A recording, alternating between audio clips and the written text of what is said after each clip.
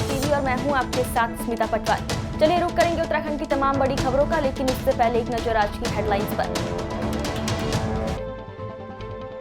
सरकार जल्द कर सकती है दायित्व का बंटवारा। बैठक के दौरान प्रभारी दुष्यंत गौतम, प्रदेश अध्यक्ष और मुख्यमंत्री के बीच हुई है बातचीत। हल्द्वानी में रेस्टोरेंट में युवाओं के मारपीट का वीडियो वायरल। हरिद्वार में दूल्हे ने दी परीक्षा, उसके बाद ही की विवाह की अन्य रस्में पूरी। जोशीमठ में मुआवजे और पुनर्वास को लेकर 10 फरवरी तक आ सकता है फैसला। डीजीपी उत्तराखंड के नाम पर की गई 10 लाख की ठगी हुआ खुलासा। डीजीपी ने दिए मुकदमा दर्ज करने के सख्त निर्देश। उत्तराखंड लोक सेवा आयोग की एक और भर्ती सवालों के घेरे में आ गई है। आपको बता दें कि 2016 में करवाई गई समीक्षा अधिकारी और सहायक समीक्षा अधिकारी की भर्ती में भी गड़बड़ी की आशंका जताई जा रही है। 178 पदों के लिए ये परीक्षा हुई थी, जिसमें शामिल एक महिला अभ्यर्थी ने इसकी शिकायत की है। मुख्यमंत्री से शिकायत करते हुए महिला का कहना है कि दर्जनों लोग इस परीक्षा में मोरी ब्लॉक से ही पास हुए हैं, जिनका सीधा संबंध हाकम सिंह से है। सिस्टम को सुधरना चाहिए। धामी जी को कोई फिक्र ही नहीं है, वो अपना कहीं भी जाते हैं, बस बाबा केदार की कसम खा के आ जाते हैं।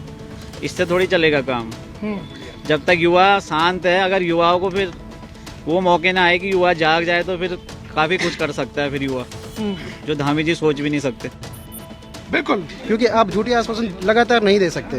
तो उन्हीं लोगों को दे रहे हैं आप झूठे आश्वासन, किताब में छाप के दे रहे हैं कि भाई मेहनत से चयनित होते हैं उनको न्याय मिलेगा, दूसरी तरफ उन्हीं की मेहनत को आप एक ही बार में भूस कर दे रहे हैं। तो ये चीज़ें सर सोचनी पड़ेंगी सरकार को, है कि नहीं। यहाँ मौका नहीं चाहिए, यहाँ नियुक्ति चाहिए, यहाँ रोजगार चाहिए, यहाँ हिंदू मुस्लिम नहीं चाहिए, यहाँ रोजगार चाहिए, रोजगार शिक्षा चाहिए। तो जो चीज़ें आपको देनी चाहिए वो नहीं दे रहे हो, आप बस आश्वासन दे रहे हो, और आश्वासनों से दुनिया नहीं चलती है, आश्वासनों से उत्तराखंड नहीं चलेगा। जैसे हमारे भाई ने कहा कि केदारनाथ की कसम खा के राज्य नहीं चलेगा, क्योंकि ये सच है, कसम खा के नहीं चलेगा। ऊपर वाला ही बोलता है कि कर्म करो, कर्म से ही जो होगा वो मिलेगा। सर मैं पिछले 3 साल से तैयारी कर रहा हूँ देहरादून में। मेरे घर पे कमाने वाला मेरा सिर्फ छोटा भाई है, वो मुझे हर महीने पैसे भेज के यहाँ देहरादून में रख रहा है, और ये यही उम्मीद के साथ कि आयोग आज सही करेगा, कल सही करेगा। यूकेएसएससी ने धांधली की वीडियो में, उसके बाद उन्होंने कहा कि पीसीएस से पेपर कराओ। सर घर का जो बड़ा बेटा ही है तो उत्तराखंड का पीसीएस, वही जब ऐसी धांधली करेगा तो हम उम्मीद किस पे करेंगे। और माननीय धामी जी से मैं यही उम्मीद करता हूं कि अगर पीसीएस से भी जब धांधली करवानी है तो क्यों रखें हुए, तो बंद कर दो ये सरकारी जो ढकोसला है, बंद कर दो गवर्नमेंट जॉब का। हम लोग कम से कम कुछ और काम तो कर लेंगे, कोई प्राइवेट जॉब कर लेगा, घर में काम कर लेंगे।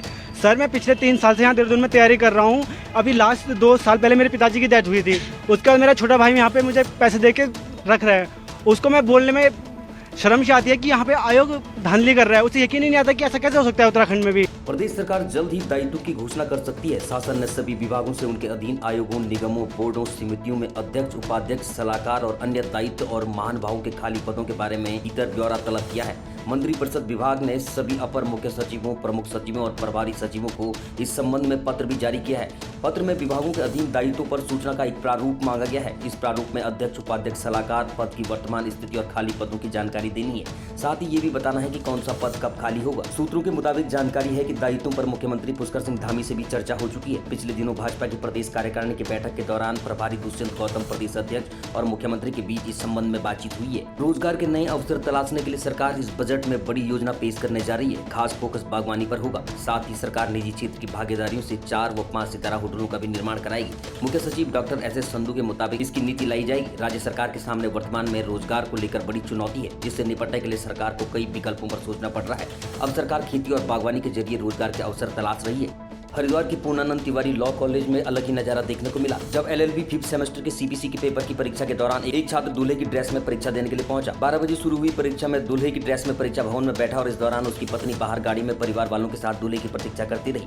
दरअसल ये दूल्हा गाजीवाली श्यामपुर कांगड़ी का रहने वाला है और इसका विवाह रविवार को हिसार हरियाणा में हुआ, मगर कल ही उसकी परीक्षा पड़ गई, जिसके कारण दूल्हा अपनी पत्नी को विदा कराकर वहाँ से सीधे अपने कॉलेज पहुंचा और प्रधानाचार्य से दूल्हे की ड्रेस में ही परीक्षा देने की अनुमति मांगी। एग्जाम भी निकल गया था, तो वहाँ से आते हुए हमें लेट हो जाता, तो जो अब और जो रीति रिवाज हैं वो अब जाके करेंगे एग्ज़ाम देने के बाद, तो इस वजह से यहाँ पर ऐसे ही आना होगा। मैं हरियाणा से 4 में शादी हुई है और गाजीवाली से आऊँ। जी बस वो अब यहाँ वाली रिवाज रह रही हैं, वो दुल्हन को लेके आ गए हैं। मेरा 5th सेम का है, LLB 5th सेम। कानपुर से विधायक उमेश कुमार ने ज्वालापुर विधानसभा के अंतर्गत पड़ने वाले वन ग्राम हरिपुर टोंगिया का अचानक से दौरा किया। वहां की समस्याओं के बारे में जानकारी जुटाई। ग्रामीणों ने भारी उत्साह के साथ विधायक का स्वागत किया और उम्मीद जताई कि जो समस्या हमेशा उनके लिए श्राप बनी हुई थी, उस समस्या का निराकरण जल्द ही विधायक करेंगे।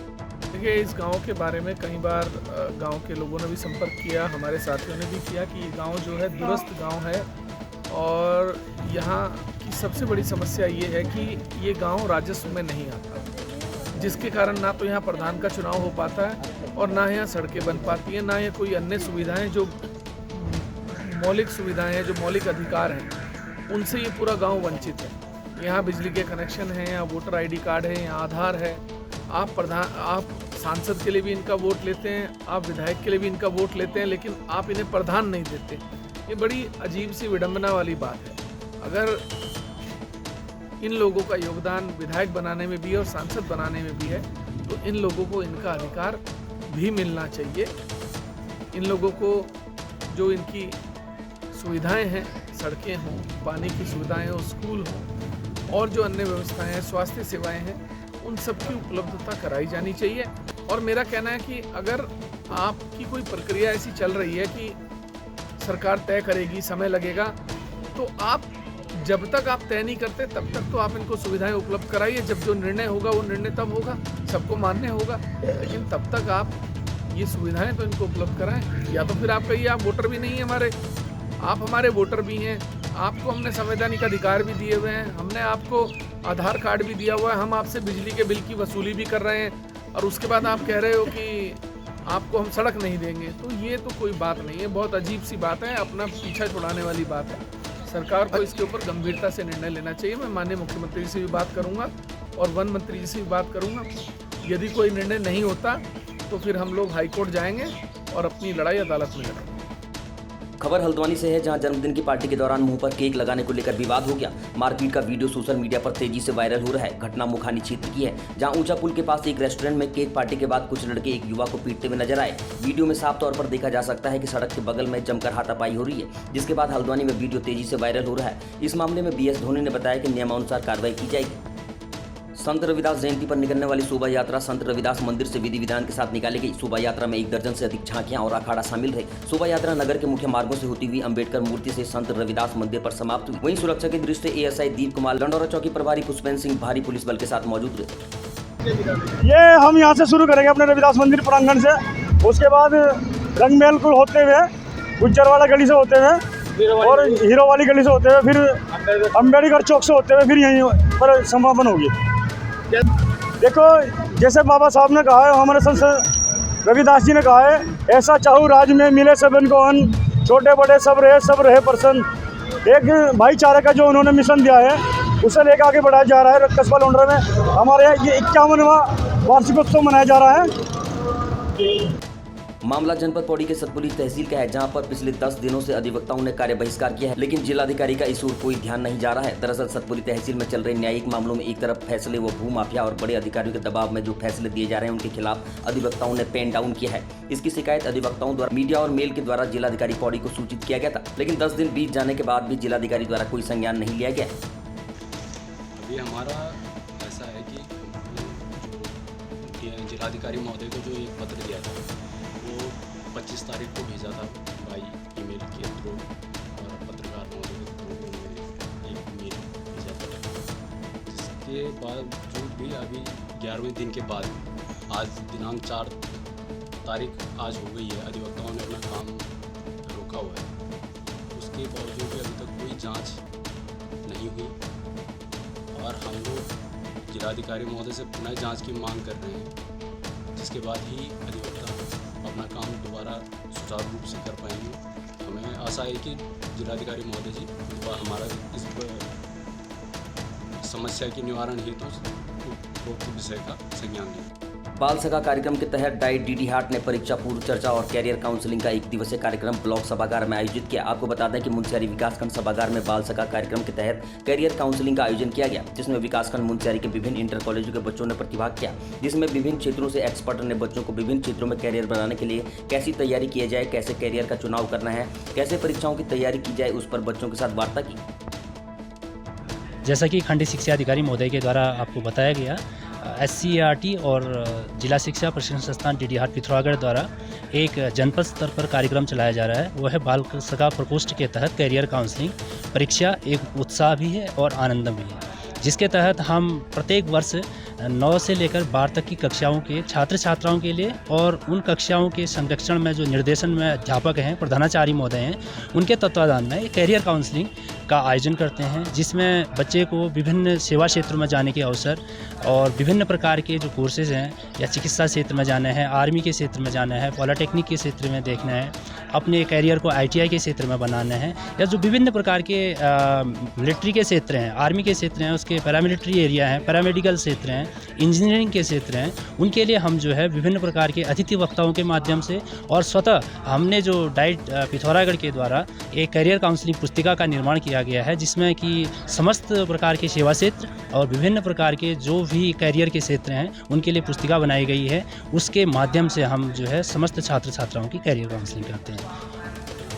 मेरा नाम राजेश कुमार पाठक है। मैं जिला शिक्षा एवं प्रशिक्षण संस्थान में प्रवक्ता हूं और बाल सखा प्रकोष्ठ जनपद स्तर पर जो है समन्वयक के रूप में कार्य करता हूं। सर, आज ये जो विकासखंड मुंशियारी के सभागार में जो कैरियर काउंसलिंग का कार्यक्रम चल रहा है, इसके बारे में जरा बताएं। एक्चुअली हमारे विद्यालय में एक बाल सखा प्रकोष्ठ होता है और SCERT और डाइट के सहयोग से हम लोग ये कार्यक्रम कर रहे हैं। जो हमारे बच्चे हैं, खासकर कक्षा 10 से 12 तक के बच्चे, जो कि बोर्ड के बाद बाहर देखते हैं कि अब उनका कैरियर कैसे बनेगा, तो उस बारे में जो जितने फील्ड हैं, इंजीनियरिंग है, डॉक्टर है, पुलिस है, हमारे पास बैंकिंग सेक्टर है, जितने भी सेक्टर हमारे पास उपलब्ध हैं, आज हमारे पास उनके जो बैंक के प्रबंधक हैं, डॉक्टर आए हुए हैं, जो प्रभारी उस विभाग के वो आए हुए हैं और बच्चों को गाइड कर रहे हैं कि उस फील्ड में अगर जाना है, डॉक्टर बनना है, इंजीनियर बनना है, तो कैसे बनेंगे, तैयारी कैसे करेंगे, और साथ ही जो उनके अपने अनुभव हैं उनको शेयर कर रहे हैं। साथ ही हमारे साथ डाइट से आए हैं, डॉक्टर पाठक जी आए हैं। उन्होंने एक अच्छा काम किया है कि पहली बार डाइट पिथौरागढ़ ने एक सिलेबस तैयार किया है बच्चों के लिए कि कितने कोर्स हमारे पास हैं किसी भी सेक्टर के, जो बच्चों के, चाहे डॉक्टर से लेकर IAS से लेकर PCS है, रेंजर का है। तो उन्होंने एक कोर्स तैयार किया है कि जैसे बच्चे की उम्र कितनी होनी चाहिए, कितने क्लास पास होना चाहिए, उसके सिलेबस की विषय क्या क्या होने चाहिए, तो उस पर पूरा एक पाठ्यक्रम तैयार है। और अच्छी बात है कि डाइट ने पहल की है पिथौरागढ़ में, जबकि रिमोट डाइट है और लास्ट ईयर भी शायद यहाँ पर ब्लॉक में हुआ था, इस बार दोबारा हो रहा है, रिमोट एरिया है। तो हमारा प्रयास है कि जो हमारे बच्चे हैं कक्षा 12 के बाद क्या करें, क्या ना करें, क्योंकि बच्चों को पहाड़ के बच्चों की समस्या ये है कि बच्चे अच्छे हैं, प्रतिभाशाली हैं, लेकिन जो काउंसलिंग का थोड़ा अभाव है, गाइडेंस का अभाव है, उसकी पूर्ति के लिए कार्यक्रम संपन्न हम। खबर मुंशियारी से है, जहां तल्ला जोहार क्रिकेट प्रीमियर लीग का धूमधाम से समापन हो गया। Manohar Ram Verma memorial cricket tournament final मुकाबले में मेहरा 11 और पिपलिया 11 की टीमें पहुंची, जिसमें टॉस मेहरा 11 ने जीतकर फील्डिंग करने का निर्णय लिया और ये मैच पिपलिया 11 ने जीत गया। इस मुकाबले में मुख्य अतिथि मुंशियारी विकासखंड के ब्लॉक प्रमुख भावना देवी रही और विशिष्ट अतिथि के रूप में विधायक हरीश धामी की पत्नी दीपा धामी रही। उत्तराखंड के मुख्यमंत्री पुष्कर सिंह धामी के निर्देश पर पूरे प्रदेश में विद्युत समस्या समाधान शिविर आपके द्वार कार्यक्रम के तहत विधानसभा सहसपुर के न्याय पंचायत धर्मावाला में विद्युत समस्या समाधान शिविर का आयोजन किया गया, जहां मुख्य अतिथि के रूप में सहसपुर विधायक सहदेव सिंह पुंडीर ने शिरकत कर कार्यक्रम में विधायक के पहुंचने पर मौजूद ग्रामीणों और भाजपा के पदाधिकारियों ने विधायक का जोरदार स्वागत किया। शिविर में विधायक की मौजूदगी में विद्युत विभाग हरवटपुर के SDO अवनीश कुमार ने मीटर टेस्टिंग के बारे में समस्या सुनी, साथ ही मौके पर बिजली से संबंधित समस्याओं का समाधान किया गया। इस मौके पर विधायक ने मुख्यमंत्री पुष्कर सिंह धामी का आभार व्यक्त करते हुए कहा कि धामी सरकार लोगों की समस्या का समाधान करने के लिए हर संभव प्रयास कर रही है और कहा कि धामी सरकार की मंशा है कि क्षेत्र के लोगों को अपनी समस्या के समाधान के लिए सरकारी विभागों के चक्कर काटने पड़े हैं। मैं सर्वप्रथम तो अपने प्रदेश के यशस्वी मुख्यमंत्री माननीय पुष्कर सिंह धामी जी का आभार व्यक्त करना चाहता हूं, जिन्होंने जनता की समस्याओं को समझा और विद्युत विभाग के द्वारा सरलीकरण समाधान के हर क्षेत्रों में शिविर लगाए जा रहे हैं। और आज उसी कार्रवाई के तहत धर्मावाला में भी विद्युत का एक कैंप लगाया गया है, जिसमें जनता की समस्याएं यहाँ पर सुनी जा रही हैं और अनेकों समस्याएं यहाँ पर आ रही हैं। नए कनेक्शन की बात आ रही है, बिजली के ज़्यादा बिल की बात आ रही है, कहीं पर तारें वगैरह झूल रही हैं कि पोल बदलने हैं। और यहाँ पर विभाग के अधिकारियों को निर्देशित किया गया है कि जो समस्याओं का निराकरण मौके पर हो सकता है उसको तुरंत मौके पर उसका समाधान करें और जो समस्याएं फील्ड में जाकर जैसे बिजली के पोल बदलने हैं या कोई कनेक्शन है उनको तुरंत किया जाए। 15 दिन के अंदर जो शिकायतें आज आ रही हैं उनका जो है निराकरण किया जाए। यह आज यहाँ पर जो विद्युत के अधिकारियों को निर्देशित किया गया। सर कितना लाभ मिल पा रहा है लोग? इसका बहुत लाभ है। मैं जगह जगह जा रहा हूँ। अभी मुझे अटक फार्म जाना है, हर क्षेत्रों में जहाँ पर कैंप लग रहे हैं और जनता में उत्साह है और मौके पर ही जनता की समस्याओं का समाधान किया जा रहा है। ठीक है। विश्व प्रसिद्ध तीर्थ धाम भगवान केदारनाथ में लगातार बर्फबारी जारी है। धाम में अभी तक लगभग 3 फीट से अधिक बर्फबारी हो चुकी है, जिसके चलते ठंड का प्रकोप भी यहां अत्यधिक बढ़ गया है। वहीं जिस दिन बारिश हो रही है उसी दिन धाम में बर्फबारी भी तेज हो रही है। वहीं बर्फबारी के बावजूद भी धाम में सुरक्षा व्यवस्था व्यापक रूप से की गई है। यहाँ पर ITBP के जवान तैनात हैं। दोहरे हत्याकांड से कत्यूरी घाटी दहल उठी। पहले मां और फिर बेटी का शव मिलने से क्षेत्र में हड़कंप मच गया। इस घटना से लोग दहशत में। पुलिस ने दोनों शव बरामद कर लिए हैं। सोमवार की दोपहर में ग्रामीणों को पिंगलों के हेगाड़ गदेरे में एक शव दिखाई दिया।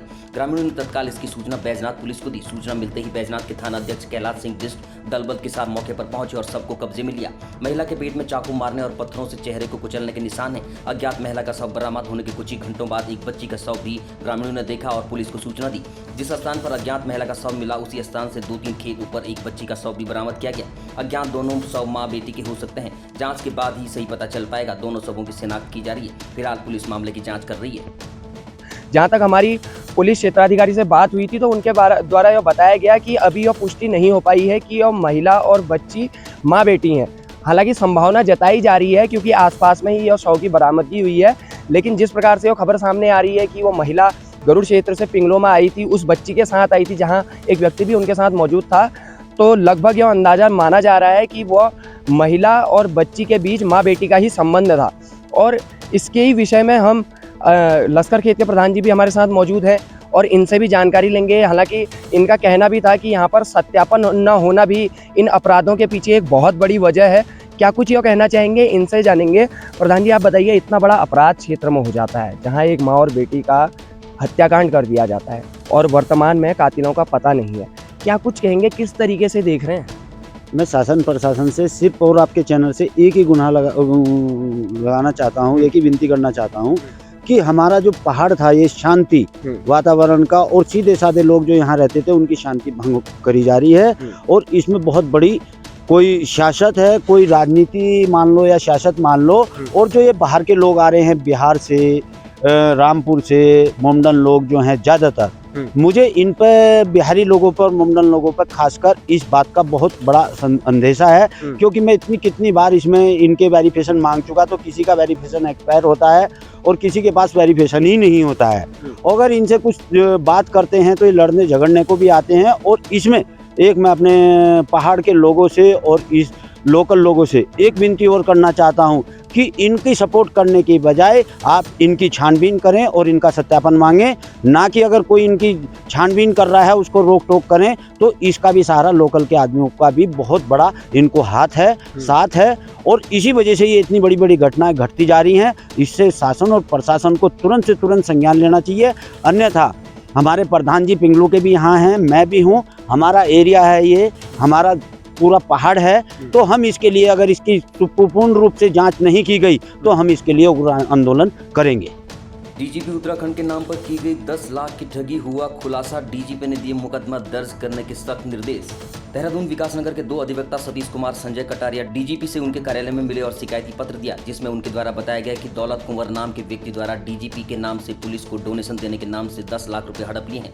जुलाई 2021 में प्रेमनगर थाने में जमीन संबंधी फर्जीवाड़े में एक मुकदमे में मदद करने के नाम पर दौलत कुंवर ने पैसे हड़प लिए थे। जबकि इस मुकदमे में पैरवी के दौरान सह अभियुक्त सुशील आर्य ने 9 अक्टूबर 2022 को गिरफ्तारी पर उनके साथ हुई ठगी का पता चला। पैसे वापस मांगने पर दौलत कुंवर पैसे जल्दी से वापस करने का झूठा आश्वासन देता रहा, पर आज तक पैसे वापस नहीं किए। शिकायत का संज्ञान लेते हुए डीजीपी अशोक कुमार द्वारा दौलत कुंवर के विरुद्ध तुरंत अभियोग पंजीकृत के विरुद्ध मुकदमा दर्ज करने के निर्देश दिए गए।